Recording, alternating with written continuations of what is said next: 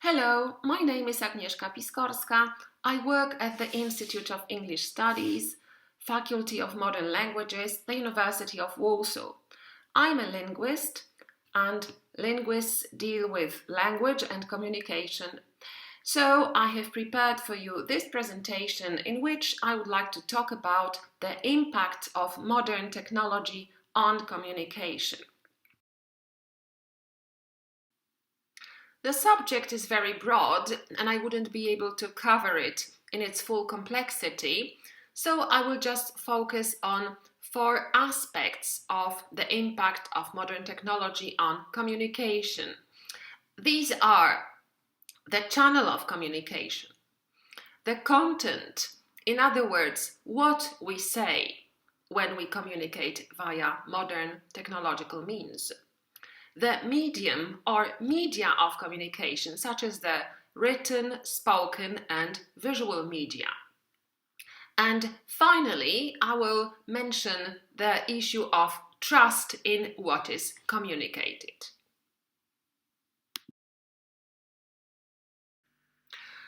So let's compare traditional channels of communication with those modern channels of communication. As far as the former are concerned, we can enumerate writing letters, which is sometimes known as snail mail, quite deservedly so, or landline phones, telegraphs, faxes, and similar devices. All of them are characterized by a rather low capacity, which means that only a small amount of information can be transferred at a time. Because of this, they are also relatively slow. This can be contrasted with modern channels of communication, which include email, text messages of various kinds, video calls, social media, etc. Well, you can immediately notice that they offer very high capacity and speed of information transfer, especially when the fiber optic technology is used. Since many of those modern channels involve the use of the internet, they are sometimes referred to as internet-mediated communication.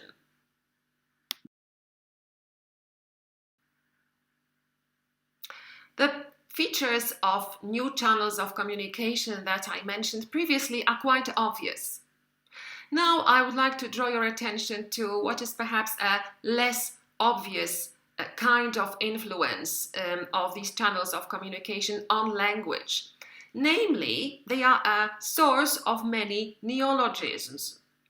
Look at the examples. We use such utterances as I have to email my boss right now, or he's texted me about it.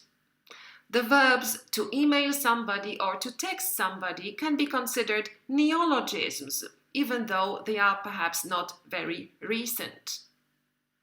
I think that to FaceTime somebody, like I FaceTime my brother, is a more recent neologism.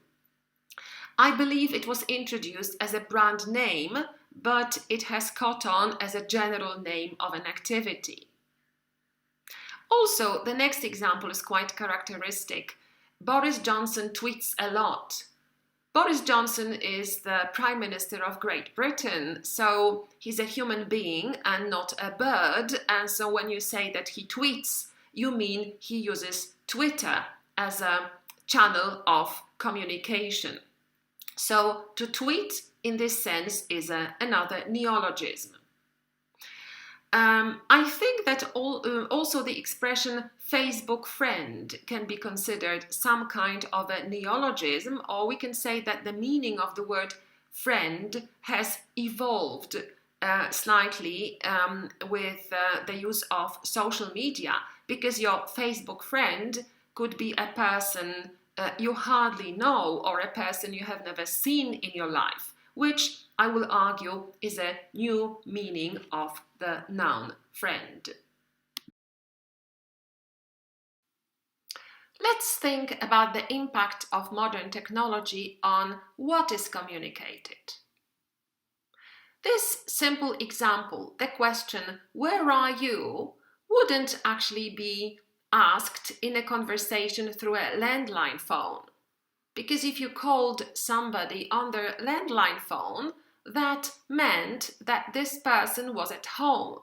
So there was no point asking about the whereabouts of this person, your interlocutor. It is completely different with mobile phones because they can be used everywhere. So the question, "Where are you?" can be legitimately asked in a conversation through a mobile phone, and the answer could be anything like, "I'm in a local supermarket," or "I'm in the outer space." I think we can also talk about the difference between traditional channels of communication such as letters and modern ones such as texts in terms of what you considered important enough to be communicated. Think about it. When you wrote a traditional letter, it was a time-consuming activity, so perhaps you saved it for communicating essential information about your life. And I imagine such a traditional letter could read like, "Dear Auntie, I hope this letter finds you well. I got a new job as an office clerk and soon I am moving to a new apartment." So you are informing the recipient about really, really important events in your life. Whereas communication via modern channels seems to be a lot more casual.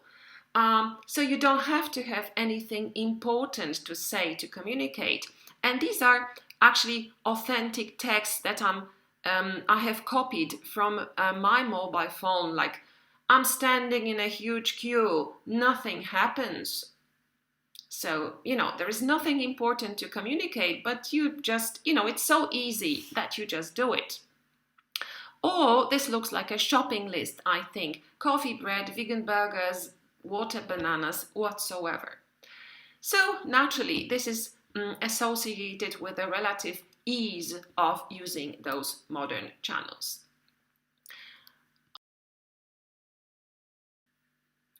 I would like to say a few words about the medium of communication now. So we can also observe a slight change in the proportion of written and spoken language. We used to speak more, and now we probably tend to write more often, which is connected with the availability of texting. So since texting is so easy, much easier than writing traditional letters, we are just encouraged to use it. Another important element of written communication is also the use of emojis. And, there are plenty of them. And what is interesting about them is that they are provided by the producer of the application that you are using. For this reason, they are sometimes called affordances, because you don't create them, you just choose one from the set which is afforded by the application. So they also have impact on the way we communicate with others. Speaking about the media of communication, it is also essential to mention selfies as a new visual medium of communication. Let us think about the difference between traditional photos and selfies with respect to what they can communicate. A traditional photo, like the one on the left, was typically taken at some interesting location. Like, "I was on a holiday in Berlin 3 years ago and I went to this museum and it was so interesting," and so on. Traditional photos were typically developed, printed out, and put in photo albums. Well, as you know, this is not the case with a selfie. You never print out any selfies, you never put them in photo albums. So selfies are much more ephemeral. They are taken and most often they are posted on social media. Yet the message that they communicate can be very rich and complex. If you look at this selfie of myself, you can notice a pad on my upper arm. And if you think about the current context, that probably means I have been vaccinated, and this is the pad on my upper arm when the shot was administered. So most definitely this selfie was not posted for its aesthetic qualities because it's not pretty, but it conveys a certain message, which is much easier to convey by means of a selfie than it would be by means of words. Finally, I would like to address the question of trust in what is communicated, and I would like to illustrate it with another visual example. Traditionally, we can safely assume that what you saw was probably true or real. But it is no longer so with modern technology helping to produce fake news and fake images. The person you can see on the screen is not Queen Elizabeth II. It is an imitation of her. It is an actress pretending to be the Queen. When you pay attention to some details, for instance, please note the picture on the fake Queen's desk. The picture presents a corgi, a dog, and you would probably expect the real Queen to have a picture of her husband, Prince Philip. So this tiny detail may raise your suspicions a little. Well, in fact, this is a part of a video which was produced by Channel 4 in Great Britain. And in this video, this fake Queen was shown saying funny things and doing funny things as well, like she danced on the desk. This video was not produced to fool the audience into believing that the Queen is a funny person. On the contrary, it was produced to raise awareness of the dangers of modern technology, which can very easily deceive the audience into believing in something which is not true. So, to sum up the question of trust in what is communicated, especially visually, we have to be aware of those dangers as well. Now I would like to offer a brief summary of the presentation. So I shared with you some reflections on the impact of modern technology on communication. On the one hand, we can notice that modern technology makes communication very efficient due to high speed and high capacity channels of communication. We also notice that modern technology promotes the visual medium of communication very much because we have new ways of conveying messages such as emojis or selfies. On the other hand, we observe that there are some dangers resulting from the use of technology, like the relative ease of producing fake news and fake images. Now I would like to move to comprehension questions, which will somehow sum up the content of this slideshow. So, the first question that I would like to ask you is this: what do we need to send snail mail? The first answer is we need envelopes, or we need mollusks, or perhaps we need pigeons. Think about it for a while. And of course, the right answer is A. We need envelopes to send snail mail.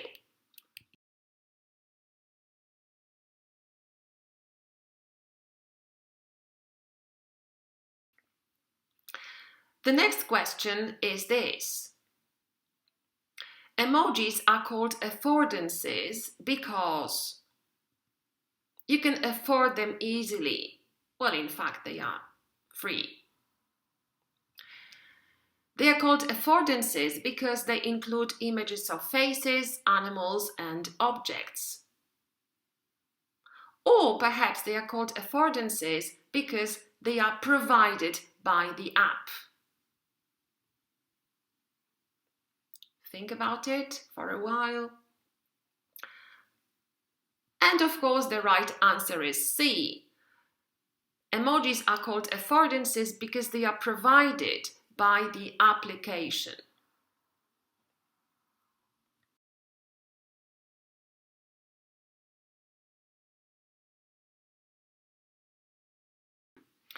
Now, question number 3.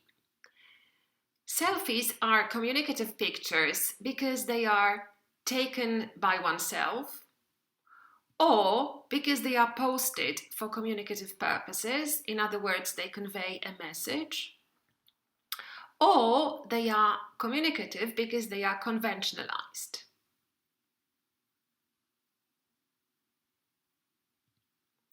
The right answer is naturally B. Selfies are communicative because they convey a message to a recipient. That was my last question.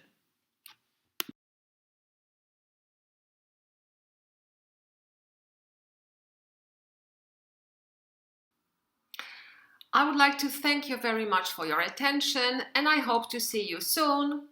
Thanks. Bye.